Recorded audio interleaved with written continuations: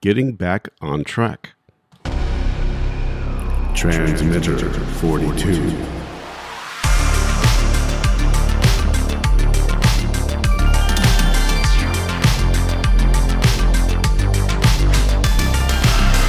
In today's episode, we return to the topic of health. So, how are those New Year diet and fitness resolutions holding up? Now that the Superbowl is behind us and we're well into the new year, are you faltering in your goals? Kimberley Huggins, a keto, low-carb certified primal health coach and nutrition expert, joins Transmitter 42 once again to provide guidance to those desiring to change their life through diet. Her personal journey has been a plus for her life and she hopes to help others. Please welcome Kimberley Huggins.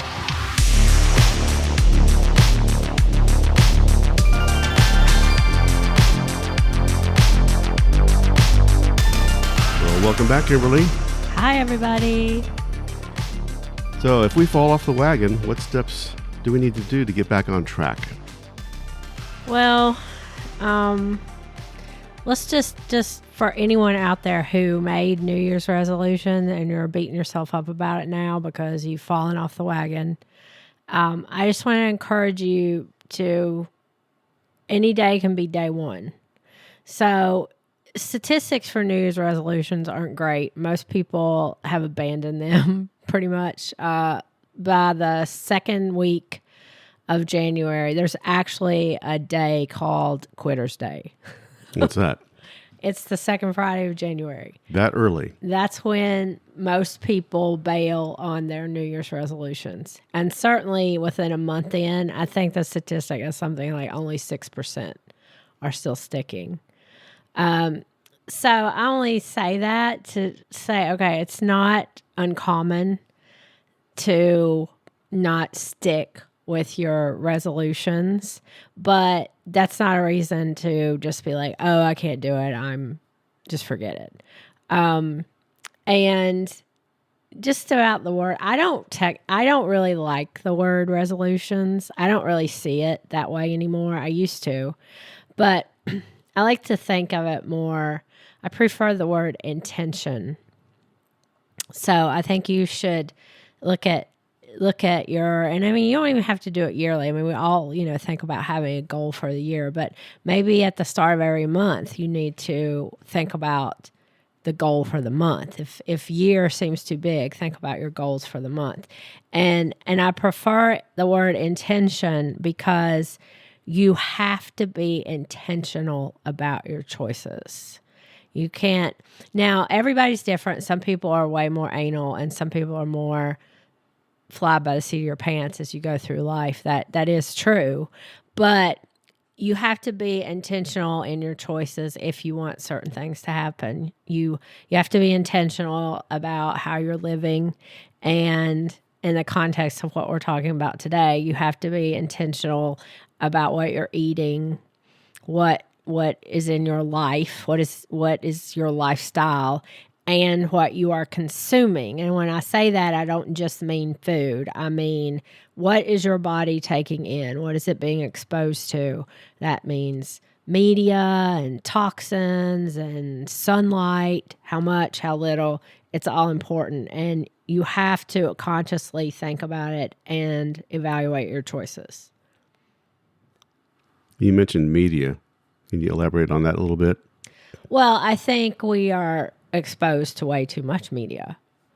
Our children certainly are, and I don't think we're even conscious of it. But most of it is not good. If your kids our kids are exposed to more media just by the nature of we have it. If you're over 50, you didn't grow up in a media, or I should maybe say technology-centered world, and now they do. It keeps us on edge too much, doesn't it? I agree, and it's a stressor. And your kids are growing and changing, okay? So if they are on a device all the time, their brains are not being wired correctly. And you're more than likely going to raise a dopamine addict if you do that. And that's especially dangerous for young men. But that's a whole nother. Dopamine addict. I mean, quickly, touch on that. What Well, does that mean? I mean, you need dopamine to function, just like you need serotonin, melatonin. You know, your body needs a lot of things, but your brain can become addicted to it, and then it's very hard to do other things. It's kind of like, you know, why I tell people when you, in regards to your phone, I mean, I'm not saying get rid of your phone. We all have to function in society, and we use our phone for a lot of good things, but you need to take control over it. So for instance, it's made to want you to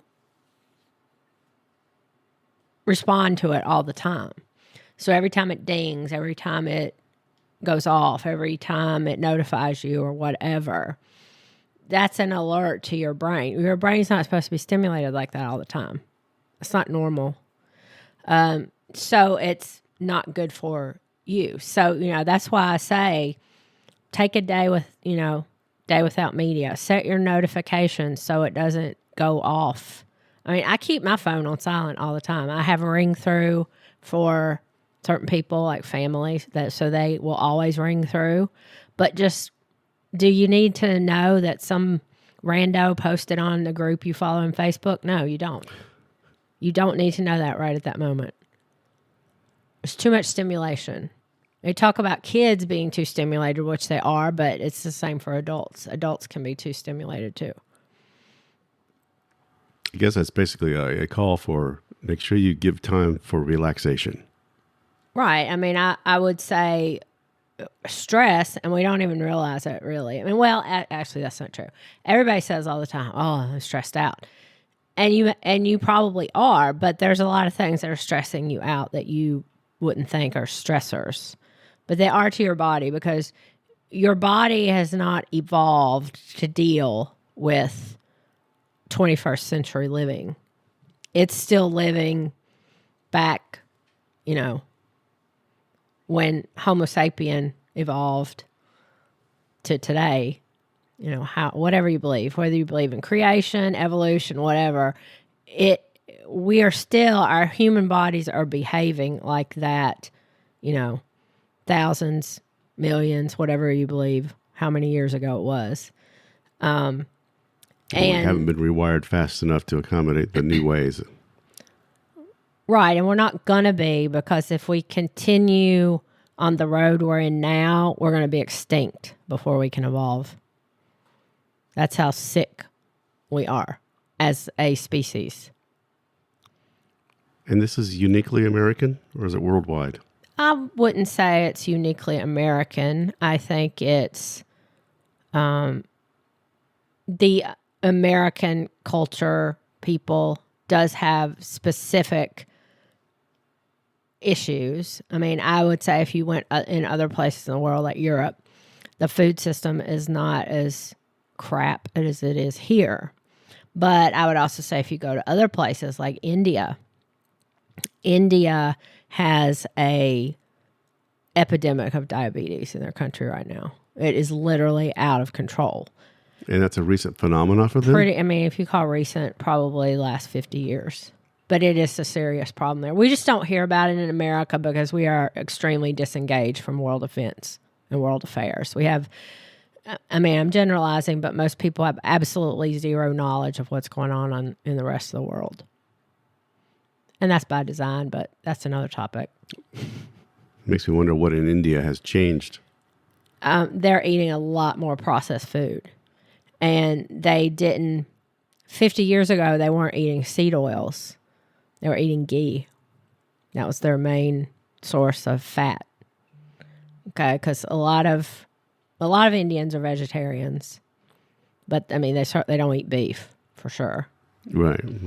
So, but now they've had so much processed food pushed into their diets, and they're having the consequences of that. I've heard that they're set to be the dominant Asian population here soon, with China faltering like it is in reproduction. I don't know about that, but they're facing a health crisis just like anyone else. Resolutions versus intentions. You covered that already, didn't you? Yeah, I did. I just think intentions is a better word. I think, like if you had to describe what is a resolution, how would you describe it? I don't think it's a good way of thinking about what you want to do. It's kind of out there, ethereal. If you have an intention, it's much more likely than that is a goal. I am going to do this. You intend to do that. That's an actual... So I would say a resolution is like making a promise to yourself, which is easily broken. And an intention is more of a... I think an intention is much more realistic. It's a step you're going to take. And you have, I already said this, but you have to consciously... So whatever you want to do, even if it's not about your health, let's say you wanted to, I don't know, I can't think of what I'm trying to say, but you would have to make a conscious, let's say you wanted to save, let's say you wanted to save $10,000 this year. That was your goal at the beginning of the year. That's one of your goals. I want to save $10,000. Well, you would actually have to come up with a plan of how to do that. Certain steps. Okay, I'm going to have $100 taken out of my paycheck every week, or, whatever. That would be your intention. You can't just say, oh, I want to save $10,000 this year and not have a way to do it. Then it just is a wish. And it gets put off, and right. Then it doesn't happen. Then you feel like a failure. Because you are. Let's be real. But you set yourself up for failure because you didn't make a plan. You didn't decide, you made the thing, but you didn't decide how to get to it. So if you don't have a map, basically, if you don't make the intentions to do it, it doesn't just happen. So if you are on a health journey, like a lot of people are at the beginning of the year, a lot of people make the goal to lose weight or get healthy or whatever. You can say that, but you have to set yourself up for success. If you don't make an intention, if you don't say, okay, I'm going to do X, Y, and Z, then you're one of the people, the 70% of the country on Quitter's Day that's quit. That's what happens. Because I don't think, like everybody talks about motivation to do whatever. I don't believe in motivation. I don't think that's what does it. Now, you can get motivation. Like a health scare. Right. Well, I actually think people talk about you have to be motivated to do something. And so you have a health scare or whatever. That is initial motivation, but that doesn't necessarily keep you going. What keeps you going is discipline. Now, I know everybody hates that word. If you hate that word, use persistence or consistence. Follow through. Right, because it's not about getting healthy. If you're changing things in your life to get healthy, which losing weight is getting healthy. Because if you're overweight, you're not healthy. Now, I know that may be shocking. Some people don't want to hear it. But if you're overweight, it just means your body's metabolically broken.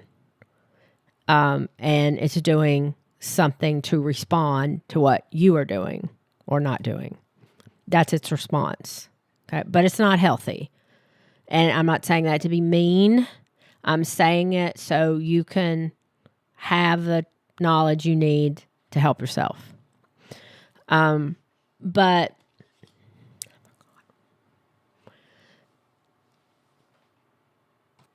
so motivation versus discipline. I mean, yes, you can be motivated because you have a health scare, motivated because you want to lose weight. Those are good motivations, but that's not something really that's going to make you stick it out. That's why people quit 2 weeks in. They don't have anything to sustain them. And there really isn't anything to sustain you other than discipline, consistency, persistency. And it's not about doing necessarily 100%. It's not about maxing it out every day. It's just about doing it every day. One day it might be 20%. One day it might be 50%. Then the next day it might be 100%. But the point is to just over time, and that's one of the problems we have as Americans. We want results yesterday. Right. If you are metabolically broken, if you are overweight, if you have an insulin problem, if you have a blood sugar problem, you're not getting healthy overnight. You're not getting healthy in a month. And if you're trying to impact your insulin, you're not getting healthy in a year. Now you're working towards it and you will see results. And those results will motivate you and keep you going. So that's where the motivation comes in. But motivation in and of itself, I think, gets all the credit. But that's not what does the work. It's discipline, persistency, consistency that does the work. I guess it's a good moment to remind the audience that insulin problems aren't just for overweight people; it's for thin people too. Oh yeah, it's in fact, for different problems for them, but nonetheless problems. Right, and I would say it's the root cause. Insulin resistance is the root cause of most, certainly the big three, causes of death or causes of ill health in our society. It's all about the insulin, baby. So get it checked. It won't be on a regular test. You'll have to ask for it. And if your doctor doesn't want to give you one, you can get it on your own. We've talked about it before on this program. You can order up your own lab. It's not expensive. If you just want to get one test, I think it's like $15. But your insulin will be out of control for 20, 30, 40 years before you fall off the cliff. And that's when you get the diabetic diagnosis at the doctor, or that's when you get cardiovascular problem, or that's when you get a high blood pressure problem. But you've had the problem for years. Your body's just been treading water until it can't anymore. But most of these issues are, if they're not 100% healed, they can be extremely impacted for the better if you make some basic changes. All the more difficult to do in today's food system and society. And well, it's totally true, but that comes back to making intentions. No, it's not going to be easy to scrutinize everything you're eating. It's not going to be fun. It's not going to be, you're going to get sick of it. You're going to be like, why do I have to do this? Which is true. You shouldn't have to. And we're all praying and hoping for some changes in the food system if RFK Jr. gets confirmed. But if that doesn't happen, or even if it does, you're still responsible for the health of you and your family. I mean, if you have kids, and especially moms make most of the buying decisions when it comes to food. You're the gatekeeper. You're responsible for what's coming into your house. Okay, so if your kids are eating crap, it's your fault. Sorry. But once you know, if you don't know, you don't know. You don't know what you don't know. But once you know better, you should do better. So on that, what are some good choices? Well, back to kind of circling back to getting back on track. Let's say you had the first of the year, you were going to make some decisions to change some things up and it kind of fell by the wayside. It's okay. The important thing is not that you messed up. The important thing is you don't quit. So it's not how you fall off, it's how you get back up. Right. I mean, it's how many times you get back up. Because even when you start, if you start on a health journey, and that's what I call it, because it's not ever over. If you're changing how you eat and how you live because you want a better health outcome, you don't, you're not going to reach a point where you're like, oh, okay, I'm all better. I can go back to doing what I used to do. That's never going to happen. Because if you go back to doing what you used to do, you'll be right back where you don't want to be in a year or two or whatever. Okay, so you have to think about what you want your future to look like. Because what you're doing right now affects that. What food you're bringing in your house for your kid to eat affects how they develop. It affects how their brain develops. It affects whether they're going to get diabetes or not. Because the earlier you get diabetes, the lower a mortality you have. So if your kid is going to end up a diabetic at 30, that's going to impact their mortality by 15 years. And that's why we've talked on a previous episode about this being a national security emergency, because it is. If there's not going to be anyone around to run society, because the young people now are all sick from chronic disease, what do you think that means for you as an older person? Who's going to pay for your Social Security? It's not you, because that money's gone. It's the young people who are working now are paying for everyone's Social Security. Well, what if that's cut in half all of a sudden? What if all those people are like half gone because they died at the age of 40 or 50? How do you think that's going to impact society? It's not hyperbole when I say it's a national security issue. So getting back on the bandwagon, I would suggest the biggest thing you can do is get your nutrition squared away. And one of the biggest things that we have a problem in America is we're not eating. We're hungry all the time. So we're eating all the time.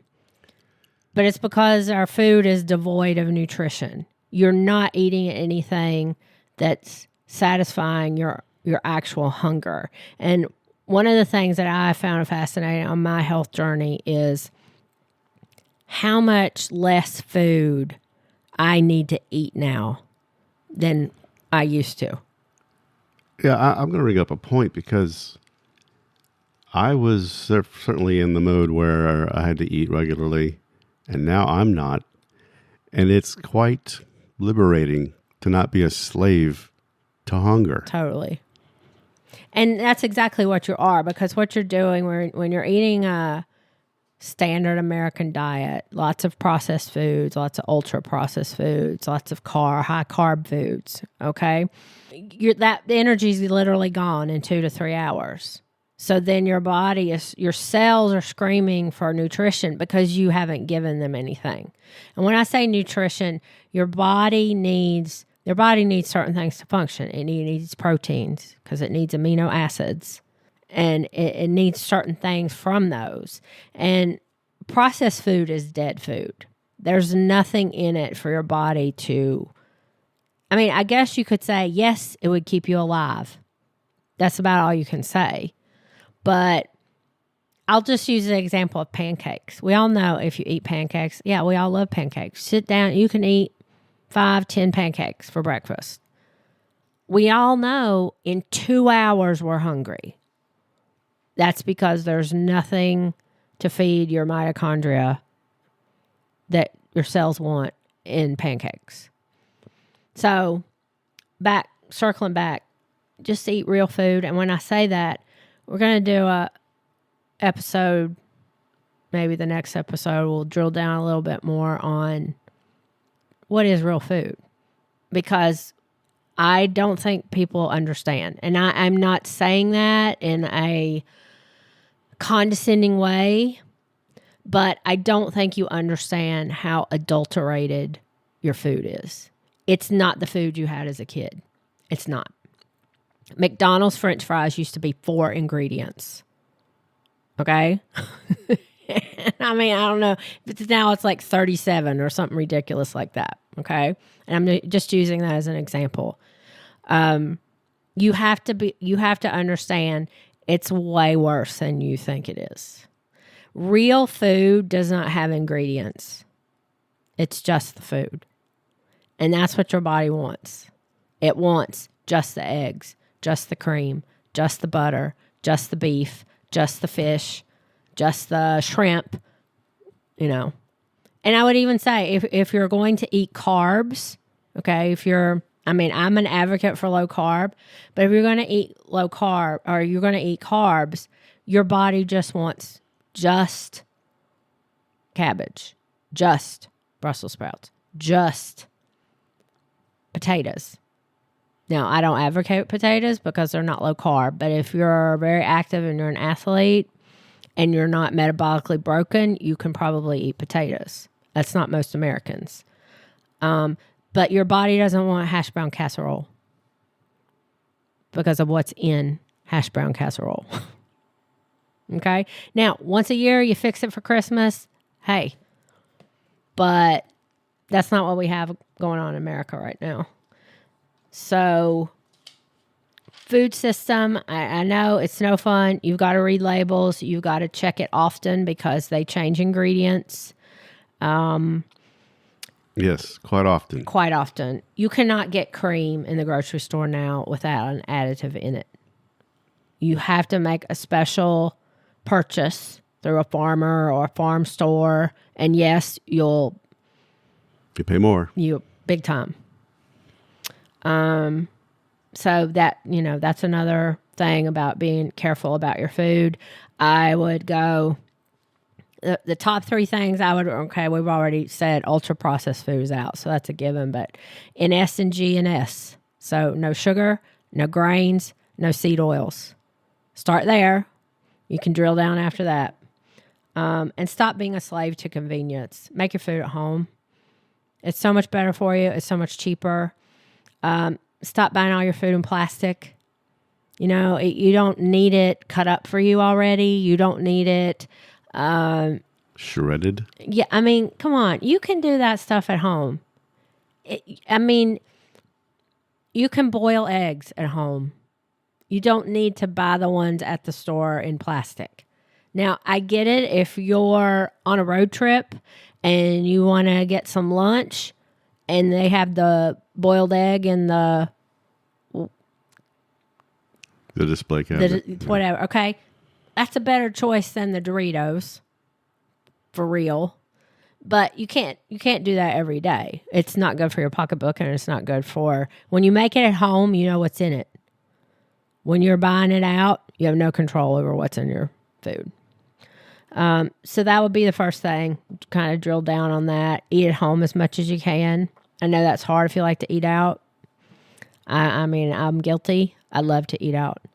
But everything you buy out now is made with seed oil. There's just no getting around it because it's cheap and that's a fact of life. And you have navigated eating out to a point where you make choices that are less harmful. You can make better choices. I do worry about the seed oil thing because we are exposed to so much of that. But if you're not cooking with it at home, and that's a biggie right there, stop using Crisco. Stop using soybean oil. Stop using corn oil. Stop using canola oil because contrary to what they say, it's not heart healthy. That's what seed oils are. Any of this canola oil, soybean oil, corn oil, rice bran oil, sunflower oil. Nope. Beef tallow, butter, ghee, avocado oil. That's pretty much what I go with right there. And in that mind, our kitchens. How do we simplify our kitchens for success? Obviously, the average person who buys a home is looking at the kitchen as a symbol of wealth and hopefully health, but it's only if you use it. Right. This goes back to being a slave to convenience. We're so caught up in that. And it kind of goes back to go all the time and stressed out and this and that. But I would say I don't really know about your organizing your kitchen as much as having the right foods there is important. Don't buy stuff you shouldn't be eating. Just don't have it in your house at all. You can't eat it if it's not there. And it has to be reasonably equipped with the utensils that we need, like to shred cheese, so we don't feel compelled to buy it. Which is, to me, is the silliest thing of all, is the endless bags of shredded cheese that now dominate more than the blocks of cheese. Well, and depending on where you go, I mean, I recently was in a rural part of the state, and that was all that was there. Like, it was literally all you could buy, shredded cheese. And since he brought it up, I'll say, I'm sure a lot of you are out there saying, well, what's the big deal? Shredded cheese, that saves me time. Okay, but you're destroying your intestine. Why? Because shredded cheese now has it was not good before, because when you read the ingredients on the shredded cheese and it says it has cellulose to prevent caking. That's what it says, because it explains that for you. What it really is sawdust. Okay, that's a inedible product for a human being. Your gut cannot process that. It keeps the cheese, the shredded pieces, from sticking together and re-emerging into what it wants to be, a block of cheese. Right. But the really bad thing that has happened with just in the last, I'll say, year, is they're adding a product to it called, and there's different versions of it, but it's basically this ingredient called natamycin. And so if you read that on the ingredients, it'll say natamycin, and then in parentheses, it'll say mold inhibitor. Okay, well, everybody thinks that's great, because who wants molded cheese, right? So you think, oh, no biggie, it's just keeping the cheese from molding. What you have to understand is that is an antibiotic. So it doesn't belong in our food, because if you don't know, chronic exposure to antibiotics is really not good for us humans. Your gut is destroyed. The bacteria that are in your gut, which we all have it, and there's good bacteria and there's bad bacteria, and you need the good bacteria for your gut to function.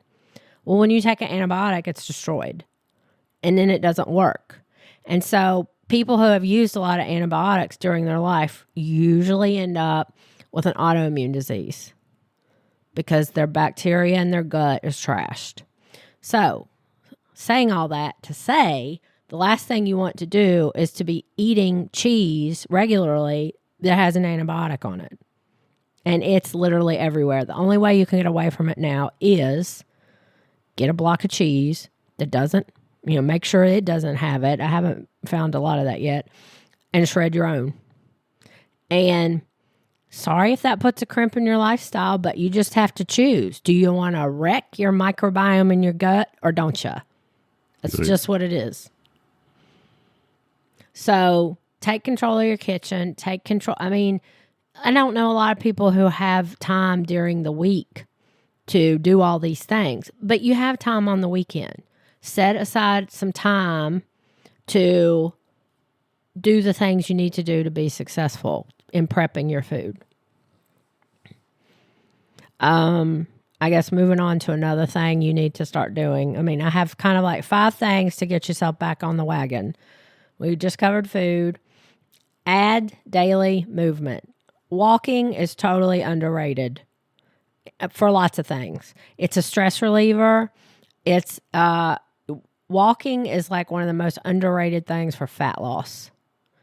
Walking after a meal can really benefit blood sugar. If you're diabetic and blood sugar is an issue for you, it should be just like non-negotiable that you're out walking.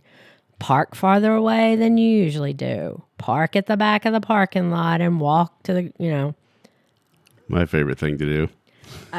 Take the stairs. If you're going for a meeting or an appointment and it's only 1 floor up, just walk.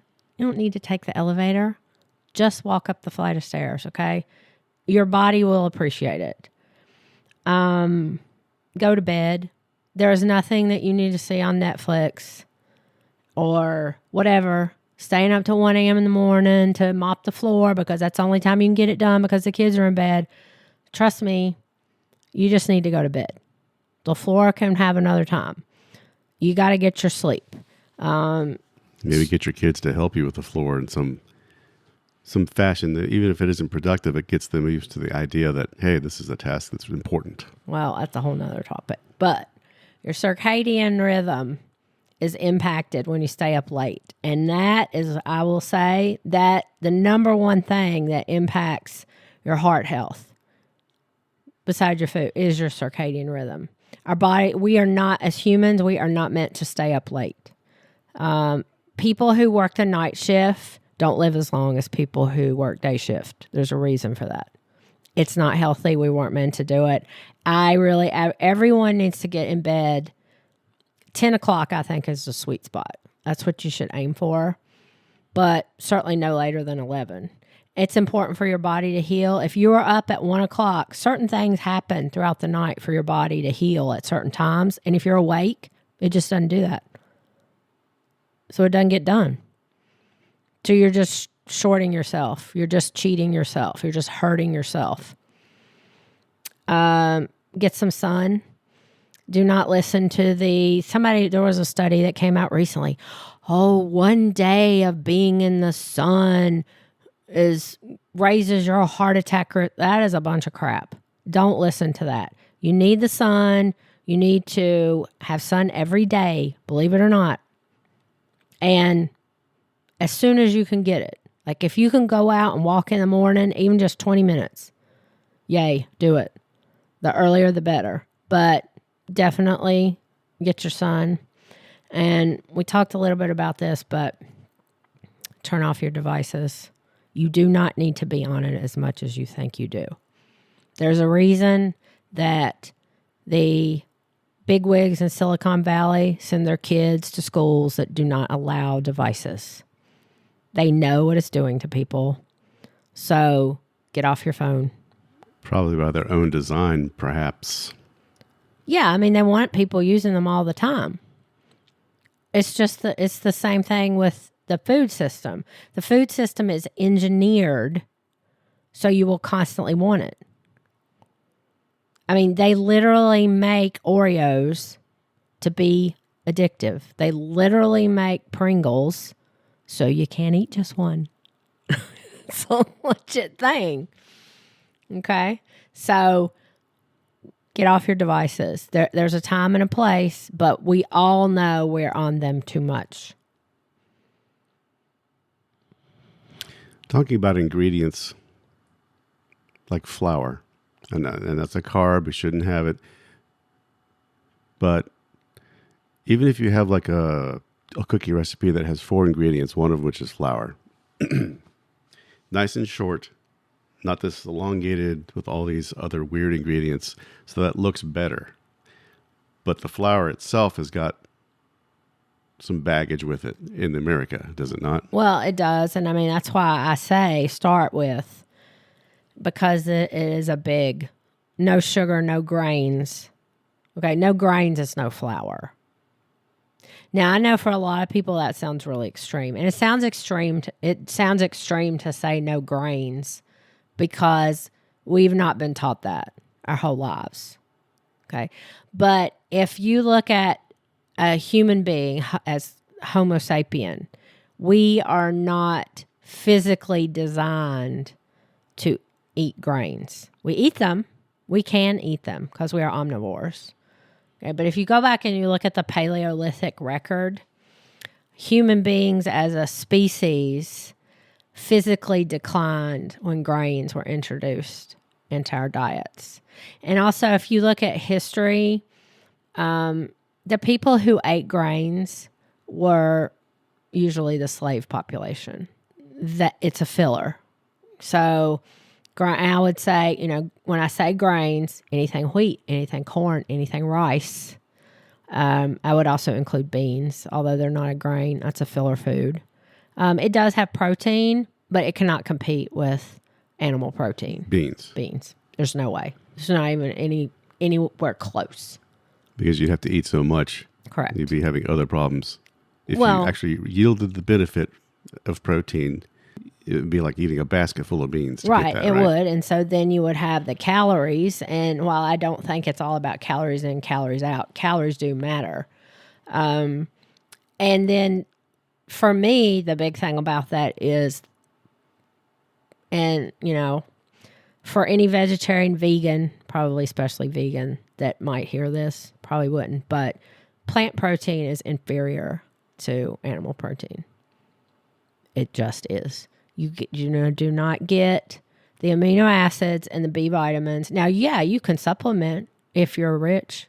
Why would you do that? It's an inferior protein to animal-based food.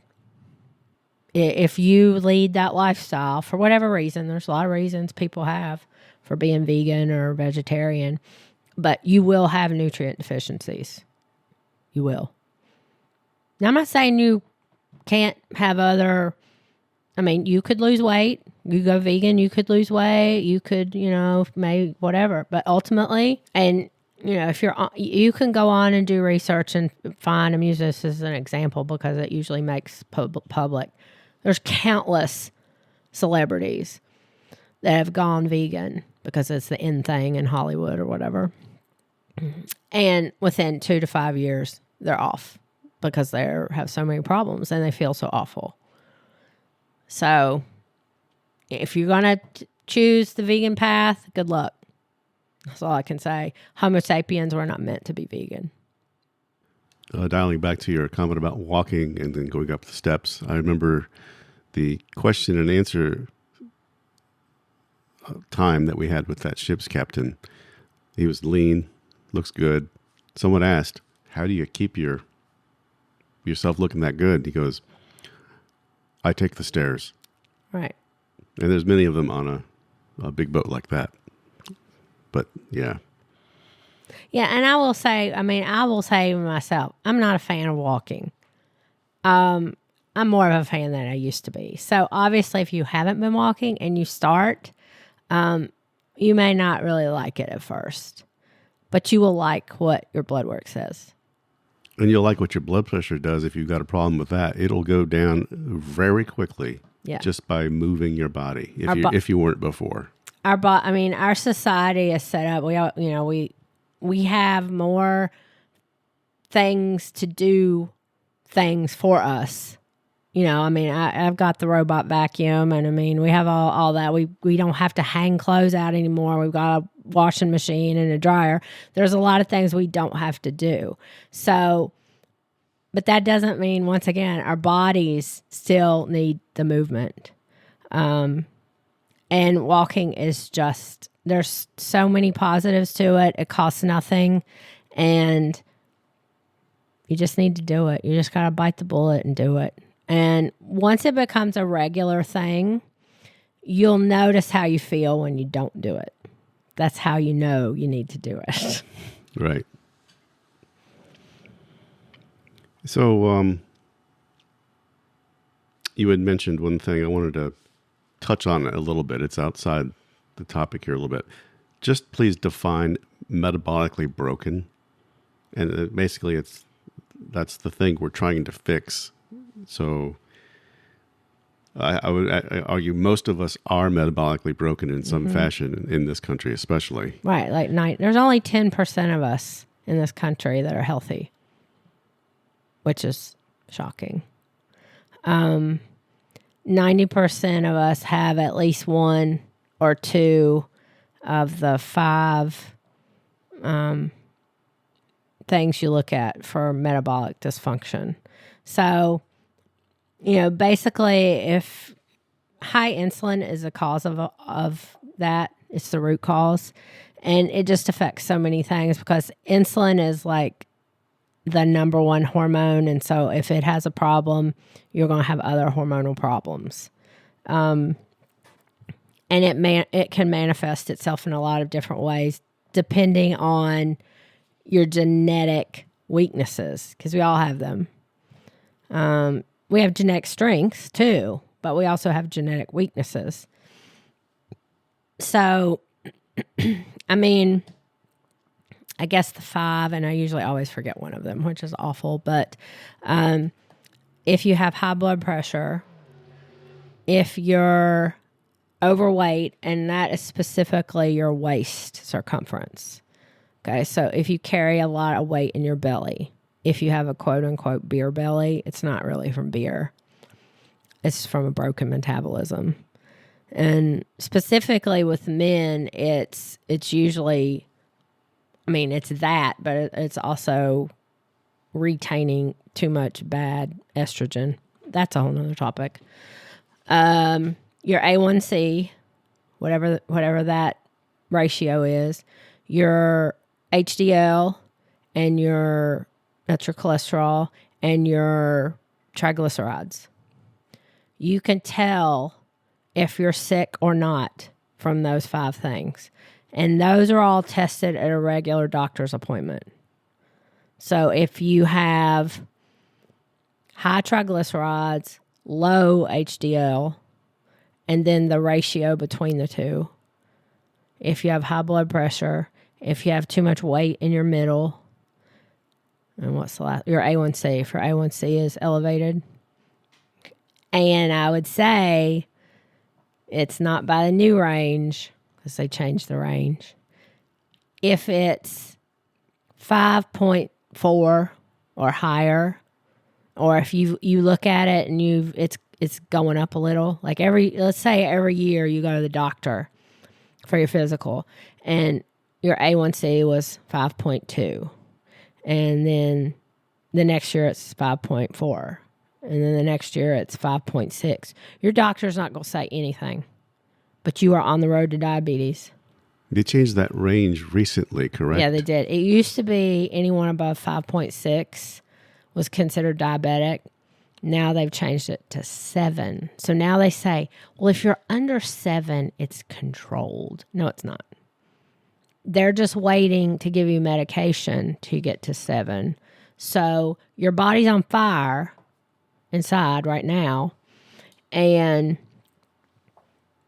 they're just waiting because they don't want to look any worse than they already look.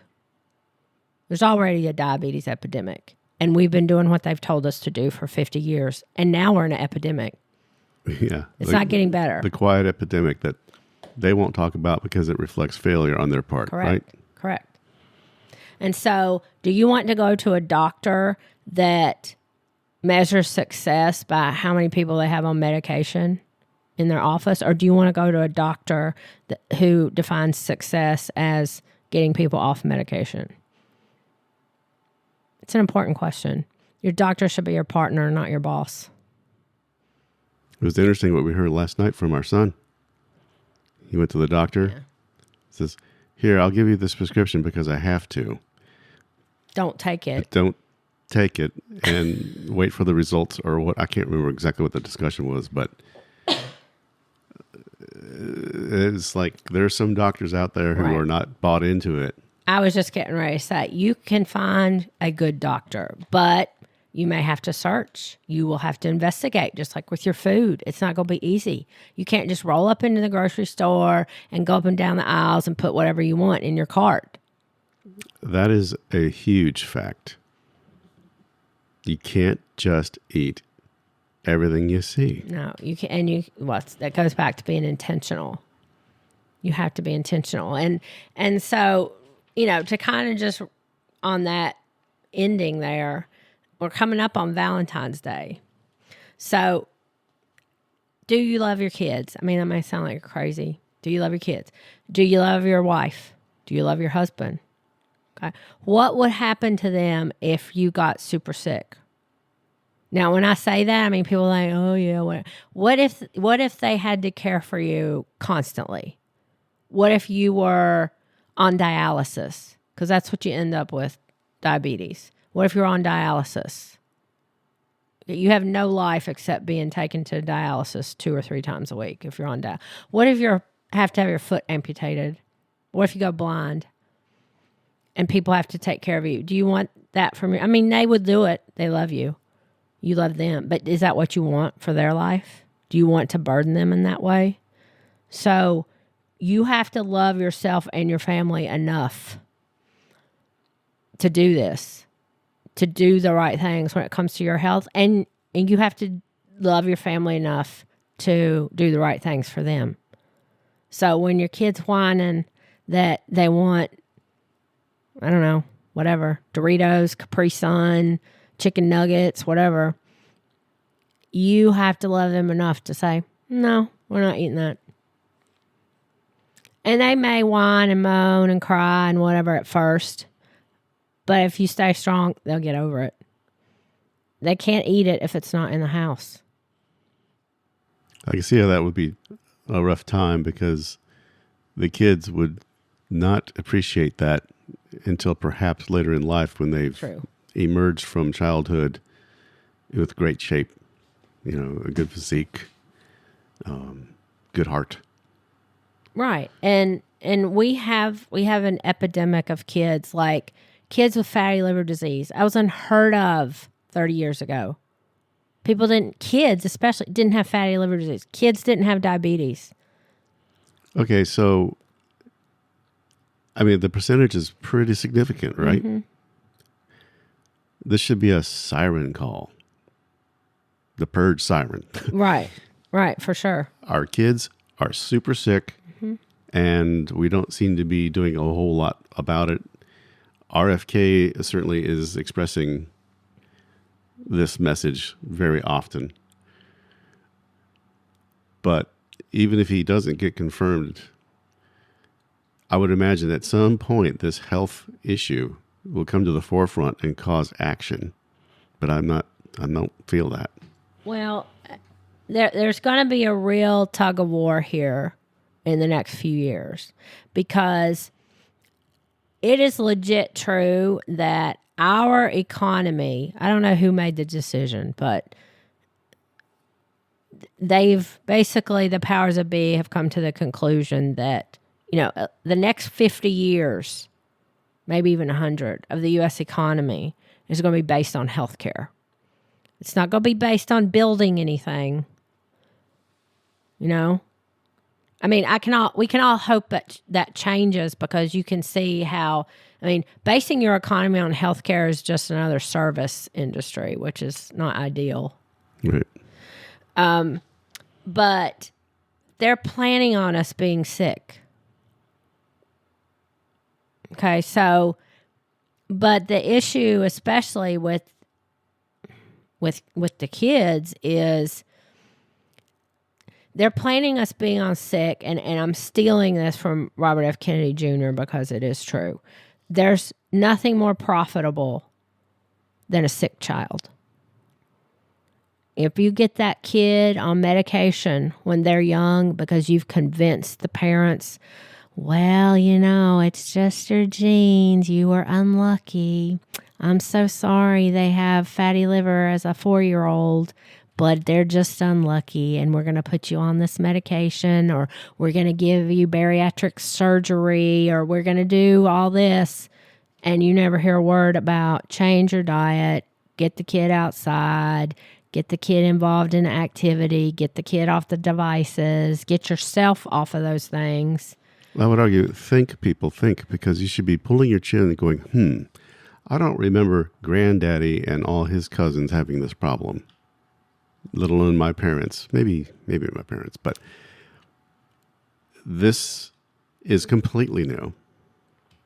Well, the circumstances are completely new, but we all know, too, that there's a real push, and it has been this way for many years now. There's a real push in society to see everything as solved with a pill or a shot or a drug or and that's just not reality, because there is no drug you can take, no shot you can take that does not have a side effect. And for the most part, if you will give your body what it needs, it will be okay. It will fix it. But, right now we're poisoning ourselves. We're literally poisoning ourselves with the food we are eating, and starving ourselves at the same time. So you can't be surprised when kids have problems, because when you're growing and developing, you need different things, and they're not getting it. They're not getting it at all. So let me throw out something. Say I'm the parent of a family, and these foods simply exist to purchase. Is the solution to get rid of the bad foods? Well, obviously that would probably work, but do we Who's responsible here? Right now, because the foods are there, it's up to the parents to choose not to buy them, hopefully to drive them out of the cycle of profitability. Well, I mean, I see your point. I mean, and we all want to live in a free country. I mean, I don't want the government deciding everything for me and having a rule about everything. I mean, we could all come up with a laundry list of how many problems we have in this country when the government has too many regulations. Okay? But we do not have the same food system as they have in Europe. And the people are healthier there. We are only one of 2 countries that is allowed to advertise medication on TV. That doesn't happen anywhere else except New Zealand. We're the only 2 countries out of the whole world that allows that. And just so you know, the medication advertisements are not to get you to ask for the medication. They're to buy off the media. So 75% of CNN's budget is from Pfizer. That's why the ads are on TV. So the media doesn't ask any questions of Pfizer. And whatever, I'm picking on Pfizer, but whatever other pharmaceutical companies out there, they're doing the same thing.